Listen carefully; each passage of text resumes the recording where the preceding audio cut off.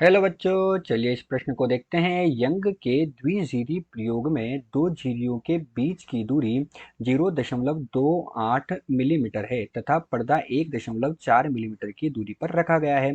केंद्रीय दीप्त फ्रिंज एवं चतुर्थ दीप्त फ्रिंज के बीच की दूरी 1.2 सेंटीमीटर मापी गई है। प्रयोग में उपयोग किए गए प्रकाश की तरंग दैर्घ्य ज्ञात कीजिए।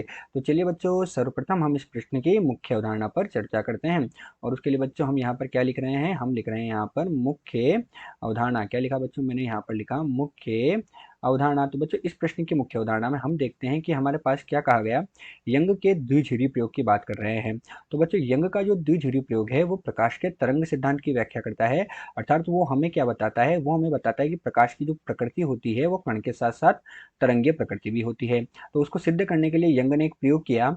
हमारे पास बच्चों यहाँ पर क्या होती है, दो झिर्रियाँ S1 तथा S2 होती है तथा उनके बीच की दूरी क्या होती है, d होती है। तथा यहाँ से हम क्या करते हैं, एक लेमडा तरंग दैर्घ्य का प्रकाश जो होता है उस पर आपतित करते हैं और लेमडा तरंग दैर्घ्य का प्रकाश आपतित करके हम इनसे क्या करते हैं, बड़ा जो d होता है उस दूरी पर एक पर्दा लगा देते हैं। और यहाँ पर्दा लगाकर हम क्या बच्चों क्या प्राप्त करते हैं, केंद्रीय दीप्त फ्रिंज, अदीप्त फ्रिंज। इस प्रकार से हम यहाँ पर क्या प्राप्त करते हैं बच्चों, पर्दा जो होता है उस पर्दे पर फ्रिंज को प्राप्त करते हैं। तो यही हमारे पास बच्चों इस प्रश्न की मुख्य अवधारणा है।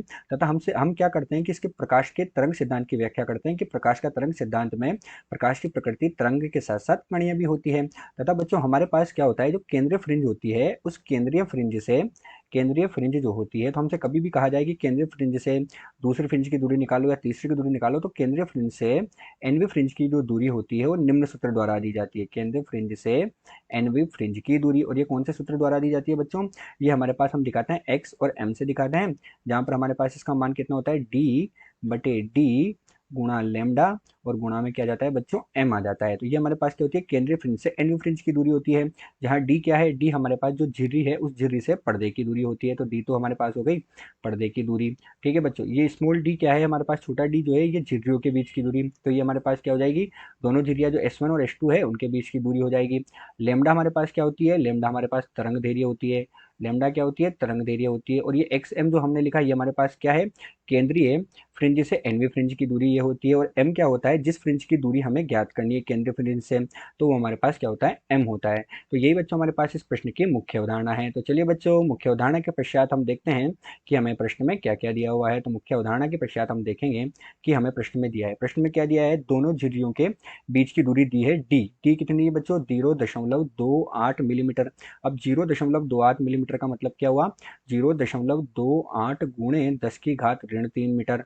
पर्दे की दूरी हमें कितनी दी गई, पर्दे की दूरी हमें दी गई है बच्चों 1.4 मीटर। तरंग दैर्घ्य का मान हमें ज्ञात करना है, एम का मान हमें कितना दिया गया, तो एम का मान है केंद्रीय फ्रिंज से जिस फ्रिंज की दूरी निकालनी है अर्थात चतुर्थ फ्रिंज की निकालनी है, तो एम का मान कितना हो गया, 4 हमारे पास हो गया। और एक्स एम का मान बच्चों हमारे पास कितना दिया गया है, केंद्रीय फ्रिंज से उस फ्रिंज की दूरी कितनी दी गई है, इन दोनों के बीच का अंतर 1.2 सेंटीमीटर दिया गया है। अर्थात 1.2 गुणे 10⁻² मीटर के बराबर हमारे पास होगा। और लेमडा का मान हमें ज्ञात करना है। तो चलिए बच्चों, मुख्य अवधारणा के आधार पर हम प्रश्न को हल करते हैं। तो अब हम क्या लिख रहे हैं बच्चों, प्रश्न का हल लिख रहे हैं।